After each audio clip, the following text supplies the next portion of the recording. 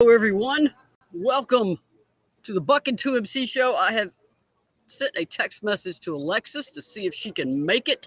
I know she couldn't do Collective Unfiltered this evening because she had to help out at the restaurant at Tap 40 Grill.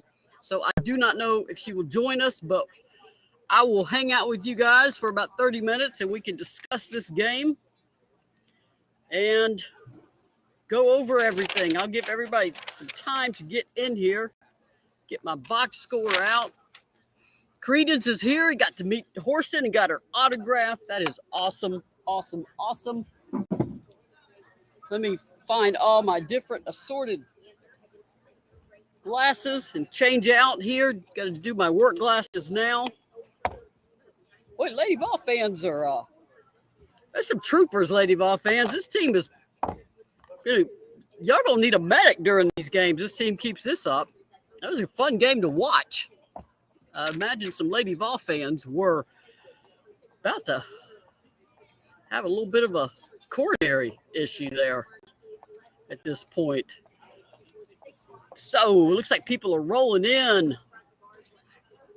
Joan's here. Nancy's here. Nick is here. Deb is here. Karen's here. Trish is here. Rachel's here. Kathy's here. Y'all are some loyal fans. I will always give y'all that. You hang in there. I assume everybody's breathing pretty well. That was a heck of a game. KC is here. KC Burleson, Leslie Proud. What a game. Boy, there's a thin line between being really happy after a game and being really upset, isn't there? That was a heck of a comeback. In case we got some stats, obviously got a chance to talk to USF coach Fernandez, Coach Kelly, of course, the players, Tamari, Jordan Horston, who I assume was player of the game, and Kean Green. So a lot of experience there in that post game. That's always good because the upperclassmen know how to talk the game. They've played a ton of them. Kathy says, never worried, but Mary, Mother, and Joseph, too. Is that how that goes? Nancy says, hi, Maria. There's some real fight there. That's exactly what the coach for South Florida said. He credited Tennessee's grit and their effort there. The fourth quarter scoring was 14-5. That's how you wipe out a 6 to 8 point deficit late in the game. Tennessee needed every bit of it. Tennessee was outscored 18-8 in the second. They barely got USF in the third quarter, 18-17, and then put the game away on the strength of a couple and one plays by Jordan Horston and their defense. Absolutely cannot overlook their defense. They locked in that fourth quarter, and they showed the effects to me opening that game, and particularly in that second quarter, where the 3 games in 6 days and the travel time had caught up with them because they were just a step slow. And USF will force you to guard the entire shot clock. They're not going to take a shot. There's 4 or 5 seconds left. So Tennessee would get the possession stopped up until like the last 5 or 6 seconds. And in the fourth quarter, they weren't a step slow anymore. Absolutely smothered the shooters and got on the glass. Tennessee won the board battle 48-42. And while that's only by 6 rebounds, they needed every one of them. And they got 20 rebounds on the offensive end, 23 second chance points. That was also your ball game. KC said the freshmen are playing big for us, but Jordy was a beast tonight. I agree. Jordan Horston had to suddenly take a bigger role as a scorer for Tennessee. And she missed the first game, of course, with her ankle, had a double-double at UCF, and now, of course, she had a heck of a game against USF. She had 24 points, 9 rebounds, 4 assists, and 2 steals. That is just one heck of a game. Jones said they cut down turnovers. I absolutely did. They had, I believe, 8 in the first half and 13 for the game. So that's only 5 turnovers in the second half. And as everybody knows, turnovers means you lose a possession. So to only lose a few possessions in a game like this, and turnovers were about even. The Bulls had 14 of them. That's a very good team, South Florida. They deserve their top 25 ranking, and they are the defending AAC champions. They're going to give a lot of teams a lot of problems this season, and I do like the way Kelly has scheduled this team. She's getting them challenged early. This way, they're at least ready for when Texas comes in here. They haven't faced teams they can beat by 30. They've at least been tested. Now, that's going to be a big game. That's going to be a tough game. So let's see. Kimberly said this game is going to be huge for Jordan's confidence. I agree. There is just, y'all saw it last year. Remember with Ray, that sophomore to junior jump? It's exactly what Jordan Horston has done. Now, I do not want to leave out her fellow junior, Tamara Key. Tamara Key played almost 37 minutes in this game. That's a lot of minutes for a post because centers have to run end to end. They got to go all the way to the end of the paint on their end and all the way to the end of the paint on the opponent's end. So that's a bigger challenge for a post. That's a lot of running. So shout out to Tamara. She had a double-double. 10 rebounds, 10 points, 6 blocks, and some of her blocks were just statement blocks. I mean, those kind of blocks, I think I said last year, they can take your soul. That's exactly what Tamari Key can do with those blocks. Trish said, Trish Jackson definitely showing strengths on the defensive side. Yeah, defense and board play. I mean, Kelly played under Pat Summitt. You got to score to win. You got to score more points than your opponent. But if you are not scoring, you better get stops, and that is what Tennessee did tonight. They got stops when they had to have them. Kathy said she was never worried. Good for you, Kathy. It was fun. I mean, these are fun games to watch, and there were about 6,017 fans here tonight. Tennessee needed every one of them. They got loud in that fourth quarter when Tamari Key stuck that offensive rebound to put Tennessee up by 1 when they had kept trailing by 4, then 6. The crowd just erupted, and that really does lift a team when you're trying to find that extra step to beat is a defender trying to find that extra step to get to that spot before the offensive player does, or to reach for that rebound just a little bit harder. The crowd can give you that extra moment that you need. Leslie Proud said, "What a game!" Yes, it was. They fight. I mean, they could have had every reason to get down when they third quarter. They just couldn't quite get over that hump. Fourth quarter, it was midway through. They would cut it to 4 and then come up, like Kelly said, you cut it to 4, you come up empty, then you're down by 6, and they never got rattled. They never let it affect their intensity to get the next stop. So that's maturity for a team. This is, Casey said Kaya put in some key minutes. She did.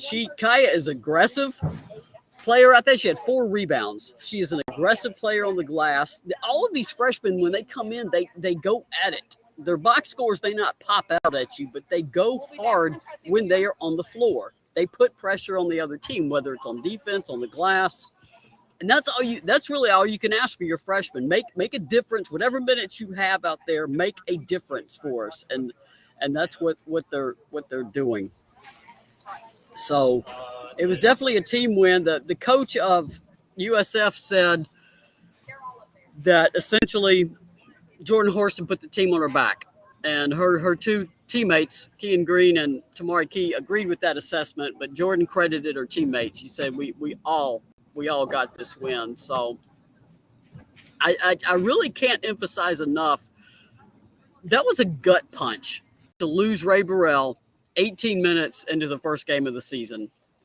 That was a gut punch to this team. She's a key player. She's their senior leading scorer. She's somebody that the defense puts so much focus on. Ray attracts so much attention from the defense that it's going to allow better shots for Jordan Horston or Jordan Walker. But with Ray gone, now the defense is keying in a lot more on Jordan Horston. They're swarming Tamari Key again. So they have had to adjust and are still adjusting to not having Ray. And Ray was here tonight, of course. He was on her crutches, and a really nice moment before the game began. when the starting lineups go to be announced, the team goes back here to this tunnel behind me, and Marta and Ray, of course, walk down the court to the bench. And as Ray made her way across the court on her crutches, the bunch of fans on both sides of the arena stood up and gave her a standing ovation and waving at her. And she stopped and waved back. So that was a really, really nice move. I know it's hard on Ray to not be out there, and it's hard on the team to adjust to her not being out there. That is tough. That's particularly, like I mentioned, how much the defense keys in on Ray Burrell. I mean, and now Ray's off the court. I'm thirsty. You get thirsty covering these games. Tweeting is hard work. And now you don't have Ray, and a lot of other people have had to step up piece by piece, and really can't say enough about Tamari and Jordan Horston tonight. And everybody out on the floor. I mean, I know Jordan Walker struggled a bit. She ended up with 4 rebounds. Kelly said she was feeling a little bit under the weather out there. I mean, 3 games in 6 days takes a toll. Plus, you had to go all the way to Orlando, come back, and then get ready for South Florida. So this team is off tomorrow, and as Kelly said, they deserve a day off. Now, they also have to have one by NCAA rules. In fact, because of all the travel, they get 2 off days this week. So, but it's a well-earned day off. And this team needs to rest and get its legs back and get some treatment. And at least right now, Tennessee has a day to work on Tennessee, and that's what they're going to do Wednesday, Kelly said. That right now they've had game, scouting report, game, scouting report, game, scouting report. They really haven't had a practice since before the season opener to get ready, to get themselves ready to work on things they need to work on. So that's zone offense being one of them. So that's a 3-point shooting. That's what they'll get to do Wednesday, is really work on Tennessee, and that'll be beneficial for the players and the coaches. Credence said, "Do you like the Maria sightings?" Credence, I do. Those are hysterical. You are quite prolific, and you don't give in to fatigue. You've gotten them every game, so absolutely yes. I like the Maria sightings. Those are cute. I'm not saying I'm cute. I'm saying what you're posting is cute. So there we go. Kathy said, glad the home crowd gave her some love. Absolutely. Kathy also said Texas will be a tough opponent. Yeah, I don't know if anybody watched that Texas-Stanford game. Stanford will probably never shoot that bad from the arc again this entire season. I've never seen Stanford really misfire that much from long range. That is a strength. Texas is a tough team. They get in your grill. They're aggressive. It's perfect preparation for what Tennessee needs right now. Kelly is not a coach with the way she schedules. She don't want to lose. She's like Pat. She hates to lose, but she's not afraid to put her team in a position where it could, because it'll make them better. And that Texas game is going to make them better. They're doing a big push for that game with reduced tickets. I think kids 12 and under, it's only $1. If you live in town, you can go to a Lady Vols game with your family with $1 for the kids. A lot of tickets are just $5 for seats. So if you're thinking about getting to a Lady Vols game Sunday, I believe it's 1 o'clock is the game to make it for. I would expect at least 10 to 12,000 people in the stands Sunday. So that will be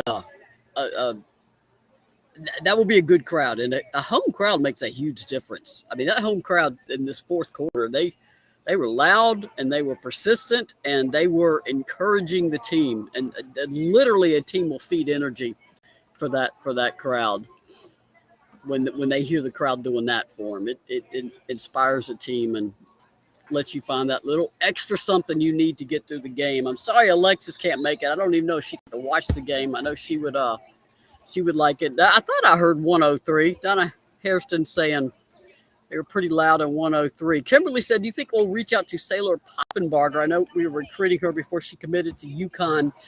I think anytime a player enters the portal, Kimberly, you take a look. You see who they are. I will say sometimes by the time it becomes public, it doesn't mean that the player just got in the portal. That it could be that's the point that it gets released. She may already know where she's going. I don't know. I think if you're Tennessee or any of the teams that recruited her, you take a look, because once a player's in the portal, the coach, you as a coaching staff, can legally make contact. So I think you take a look. It's always interesting to me when a player goes in the portal in the middle of the season. But I know she was an early enrollee last year, enrolled early in January. She will not obviously not lose a year of eligibility, because that's gone away for the one-time transfer. So I think any school takes a look. Will Tennessee reach out to her? I can't say definitively yes or no, but I think Tennessee, like every other school, would be aware she was in it. Yeah, Karen, that Poffenbarger is the one we're talking about. The news got released today from UConn that she would be leaving. I'm not, Kathy, that's a good question. I am not sure I do not believe a player can transfer mid-season and play in the spring. And that is not such a bad rule, because let's imagine this was within the SEC transfer. Let's say you transfer in December, you finish out the semester, because you have to finish academically to transfer in good academic standing from one school, and then you're playing in January for a school that plays in that same conference. I do not believe she can transfer right now and play in January. I need to get a clarification on that ruling, but I think that rule is in place, because you could not leave. You could leave a school in December and then play for a team in your conference 2 weeks later in January. I don't think that's going to be allowed, but don't hold me to that, because I need to ask. Credence said, and it's not just within your conference. I'm just saying, I think if you transfer mid-season, you are not eligible until the next season, but you do not lose. You don't have to sit a year. So, and obviously she has not played. I think she was injured. She was injured and didn't play in the first couple games, so she obviously hasn't started any clock of time either. Credence said, just next time look in section 113, you'll see me going crazy after halftime. Okay, I'll have to look for Credence on Sunday and see what he's up to. Let me find our different sponsors here. Let's see. Where have I got those? I got to have them here somewhere. Tap 40 Grill, of course. That is why we do not see Alexis. They are at the restaurant working and working and working. That's what they do. I think it looks like a lot of people had fun over homecoming, getting to go see Candace out there. Obviously, Collective Unfiltered, Alexis Hornbuckle Basketball, Just Pass It Tutoring, the gold standard, and of course our Orange Mountain Designs. I know Orange Mountain Designs is putting out a lot of new stuff, including new frosty mugs, new fall, cold weather gear to stay warm in the cold weather. So definitely get to orangemountaindesigns.com and get yourself ready.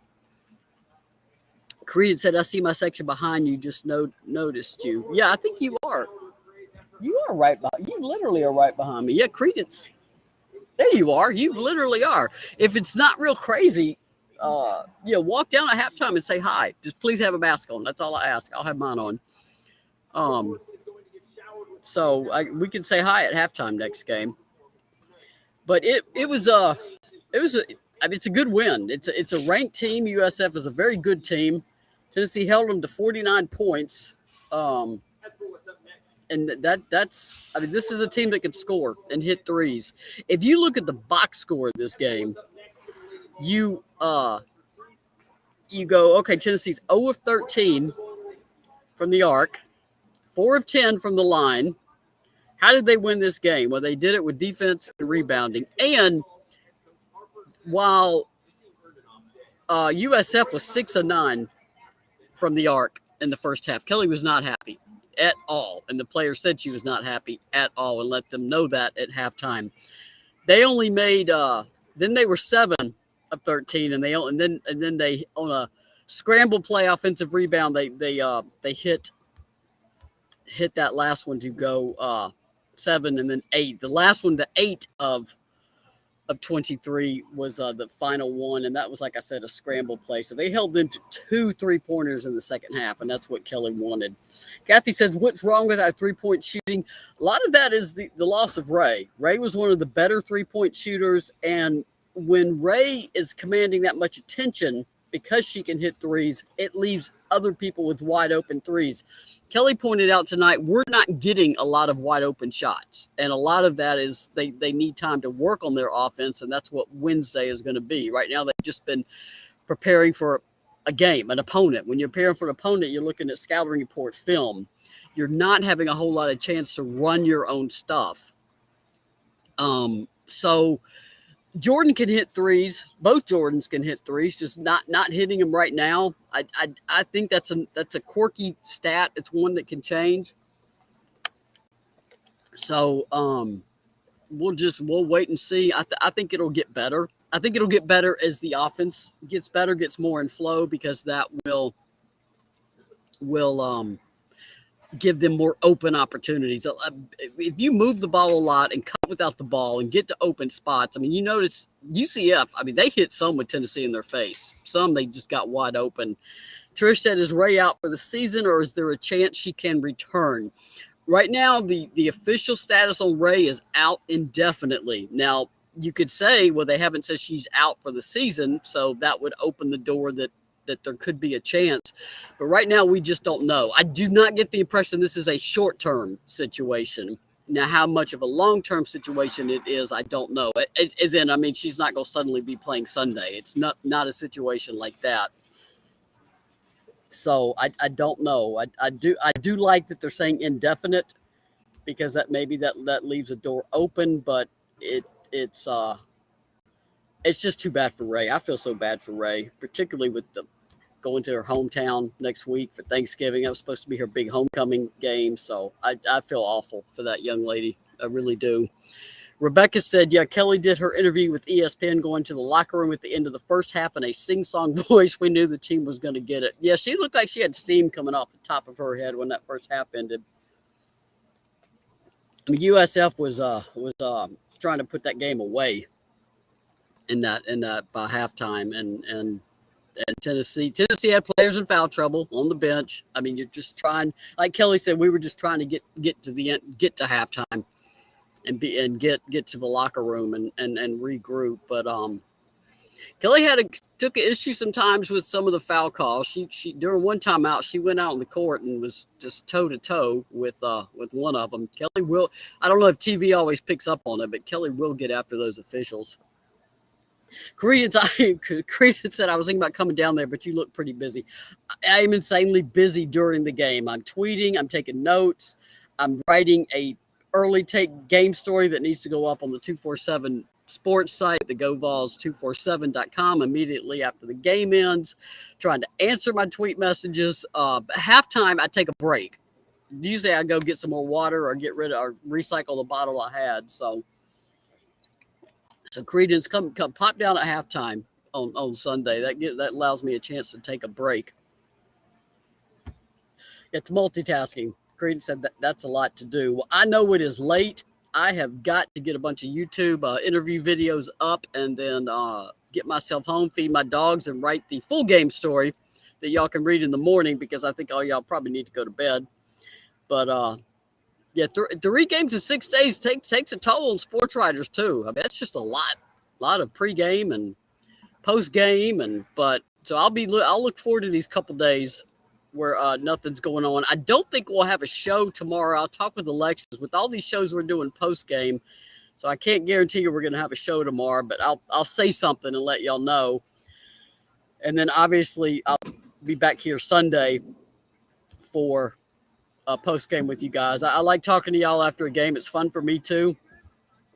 And like I said, there is a thin line between being really happy after a game like y'all are now and being upset. That is sports. So that was a fun game and a good win for them. I appreciate everybody saying thanks, and thanks for what I do. And like I said, I just return the thanks to you guys. Love y'all being here. Love your passion for the Lady Vols, and love your loyalty to this program.